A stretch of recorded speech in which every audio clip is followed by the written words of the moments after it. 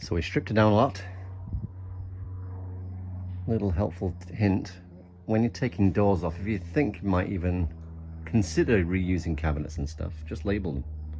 Then you know where they came from. We took these down, they're different sizes, and of course they fit in different places, so food for thought. So I just learned that this is actually what's called a Transmode, which basically means that it was a custom interior by like a coach builder locally. This is what's left of the bathroom, which is all going to come out. I'm going to reconfigure, but it's always good to take snaps of how things are so you know where things need to go when you put it back together. So one way of removing the rivet is using a drill and a drill bit, and you want a drill bit that is slightly bigger than the hole of the rivet that you're drilling, and I'll show you that technique, and I'll show you another technique shortly. So let's see how this goes. And there we have it. Rivet gone. Okay, so the second technique to remove a rivet is using these tools, as I mentioned earlier, or as I'll show you. Place on the rivet.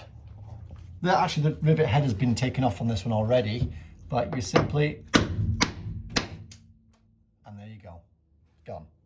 Rivet removed. What I used there was a simple tool like this. You can use any kind of a chisel or tool, and of course a regular hammer. This has a hammer side, so you can actually use it as a chisel tool as well. This is a great tool. If you've never seen one of these before, it does so many different things. It's about 11 tools in one, but that's another discussion for another day. I don't know if you're going to be more shocked than I am, but this is what it looks like now. It was kind of functioning, but it had infestation of all kinds of things. There's a lot of stuff to fix and a lot of stuff to do. Persistent determination, taking lots of photographs as I go, making sure that I understand if there's any wires or cables that I didn't know what it was for. I can run them, look back at the pictures and just remind myself. But I guess the first thing is I need to get that cabin back together.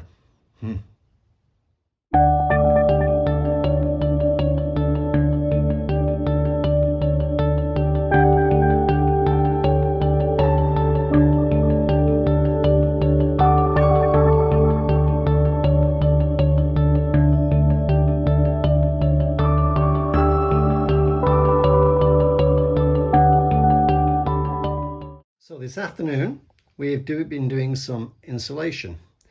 As you can see here on the left hand side, you'll notice that the panel there doesn't have any foam insulation. The foam insulation at the bottom is actually installed at the manufacturer back in 1978 or 77 when this was actually built, in 78 model year I guess. But what we've done is we've put in some sound insulation, which is that silver material there. It's about 1 inch, 1/4 inch, and utilize then aluminum tape, which is this stuff, which is basically very thin aluminum with a very sticky backing. Very easy to put on. The tape just rips, and then when you install it, you can create like this really nice, I say nice, very clean finish. Of course, because it's aluminum, it's going onto aluminum, so there is no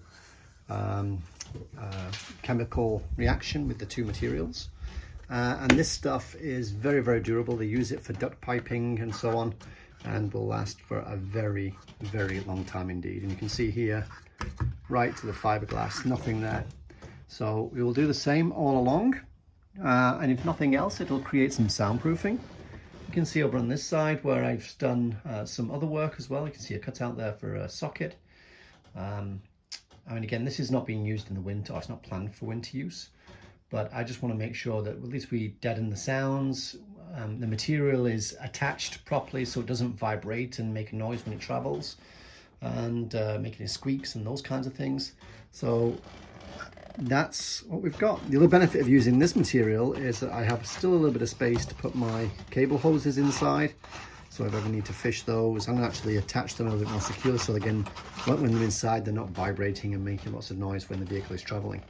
But as you can see, pretty much stripped out most of it, a lot of it. Even the ceiling here. Fortunately, the front cab is in great shape. Often you see those are cracked. In this case, we are very, very fortunate that's not the case.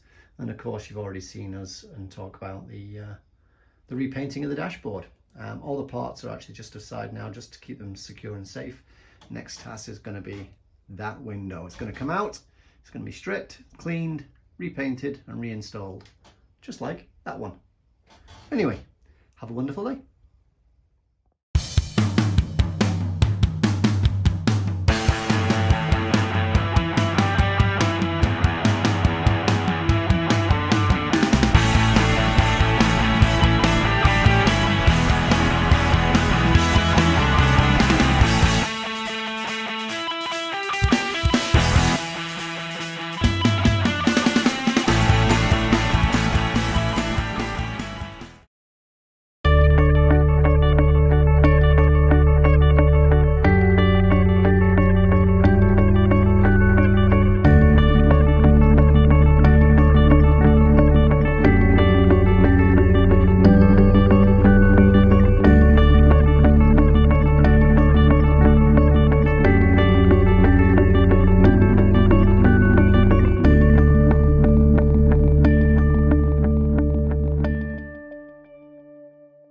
So most of the deconstruction is now done, and we start now to rebuild the interior, or at least kind of clean it up.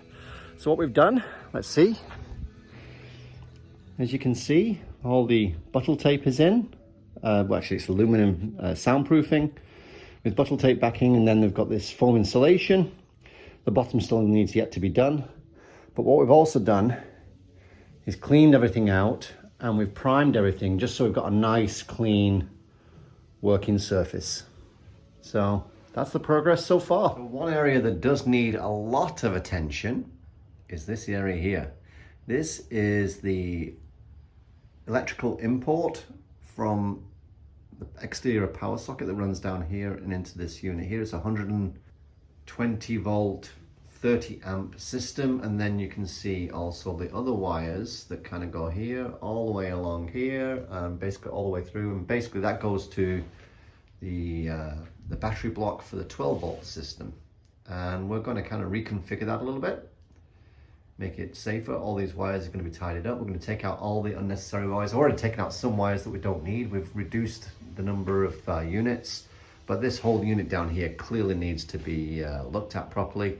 So I'm going to do the basic configuration, then get an electrician to test and check before we switch everything on. And right next to it here, this is actually the pump and actuator for the airbag system. And it's going to go into the shop in a few weeks. We'll get it prepped, all set up so it can actually be transported and driven to the shop.